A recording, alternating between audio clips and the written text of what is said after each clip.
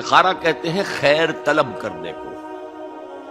یہ باب استفعال سے جب کوئی آتا ہے، استنصار مدد حاصل کرنا، مدد لینا. استخارہ خیر طلب کرنا، خیر حاصل کرنا.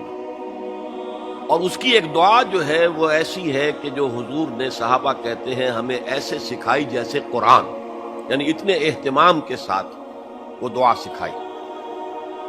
وہ دعا پڑھتے رہنا یہ ایک مستقل گویا کہ انسان کا استخارہ ہونا چاہیے. اس کے معمولات میں کوئی بھی مسئلہ درپیش ہے تو آدمی دعا کرے، اللہم انی استخیرک بعلمک واستقدرک بقدرتک. اے اللہ، میں تیرے علم سے خیر مانگتا ہوں اور تیری جو قدرت ہے اسی سے قدرت چاہتا ہوں کہ مجھے بھی کچھ طاقت حاصل ہو جائے.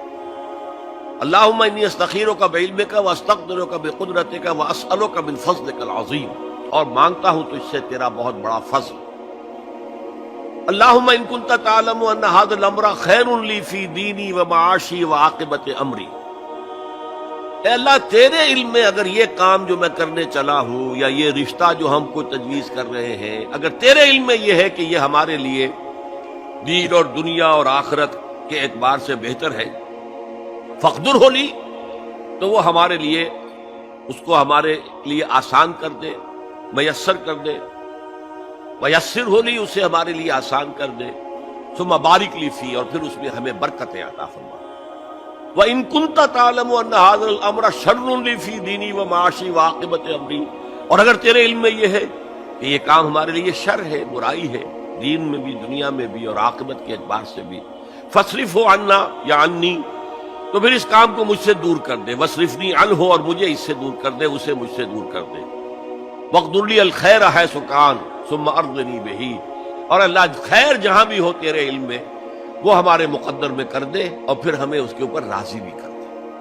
تو یہ استخارہ تو بہت ہی عمدہ بات ہے، اور یہ تو ہمیں اکثر معاملے میں کرنا چاہیے. البتہ وہ استخارہ نکالنا، یہ فلاں سے استخارہ نکال رہے ہیں، فال نکال رہے ہیں، پھر استخارے میں یہ سمجھنا کہ پھر یہ دعا مانگ کر 2 نفل پڑھ کے سو جاؤ تو خواب میں ضرور کوئی اشارہ ملے گا، ان چیزوں کا کوئی ثبوت نہیں ہے میرے علم کی حد تک، احادیث میں یا سنت میں. بہرحال اگر اللہ تعالیٰ اشارہ کر دے کوئی خواب کے اندر تو بھی کوئی بعید بات تو نہیں ہے، لیکن یہ کہ اصل میں دعا استخارہ جو ہے بس وہ ہے اصل استخارہ، اور وہ بہت عمدہ چیز ہے، اور وہ ایمان کے عین مطابق ہے کہ اللہ ہم نہیں جانتے، تو جانتا ہے. ہم شارٹ سائٹڈ ہیں، ہمیں یہ چیز اچھی لگ رہی ہے، ہمیں پتہ نہیں شاید اس کے پیچھے کوئی بری چیز چلی آ رہی.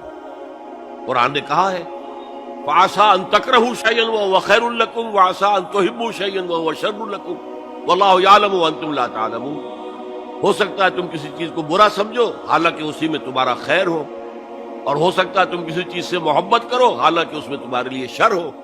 اللہ جانتا ہے، تم نہیں جانتے. تو اسی کو کہتے ہیں تفویض الامر الی اللہ. اپنا معاملہ اللہ کے حوالے کر دو. اللہ تو اگر اسے ہمارے لیے خیر سمجھتا ہے تو آسان کر دے، اگر شر سمجھتا ہے تو ہم سے دور کر دے.